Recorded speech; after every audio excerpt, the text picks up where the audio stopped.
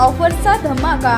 कोणत्याही कंपनीचा मोबाईल खरेदी करा आणि मिळवा आकर्षक गिफ्ट। शिवाय सर्व कंपन्यांचा फायनान्स व कॅशबॅक ऑफर्स।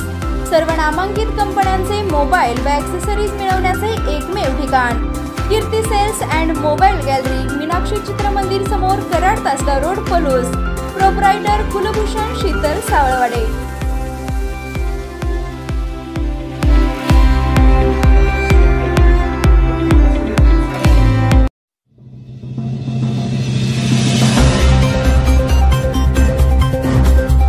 आमणापूर येळावी मार्गावरील रेल्वेच्या पुलाखाली चिखल साचण्याने शेतकरी त्रस्त।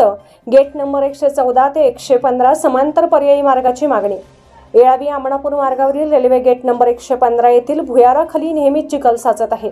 भौगोलिक परिस्थिती न लक्षात घेत बांधलेल्या भुयारी पुलात नेहमीच पाणी साचून राहिलेले असते।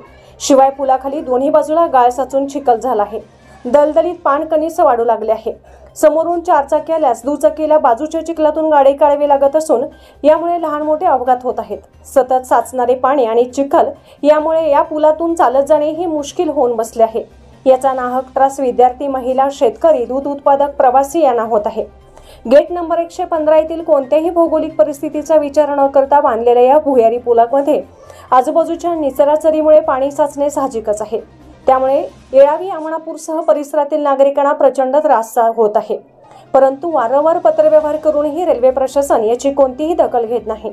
यापूर्वी आमणापूर ग्रामस्थांनी थेट भुयारी पुलाखाली पाण्यात बसून आंदोलन केले आहे।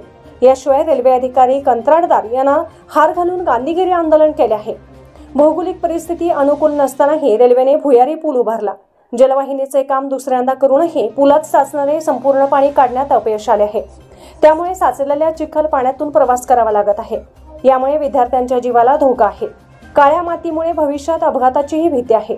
दरवर्षी पुलाखाली पाणी साचल्याने येळावी आमणापूर हा मार्ग पावसाळ्यात वाहतुकीस पूर्णपणे बंद होतो। शेतकऱ्यांना शेतात जाणे येणे मुश्किल होऊन बसते आहे। या पुलाखाली नेहमीच चिखल पाणी साचून राहत असल्याने शेतकऱ्यांनी गेट नंबर 114 ते 115 पर्यंत रेल्वे लाईनशी समांतर पर्यायी मार्गाची मागणी केली आहे।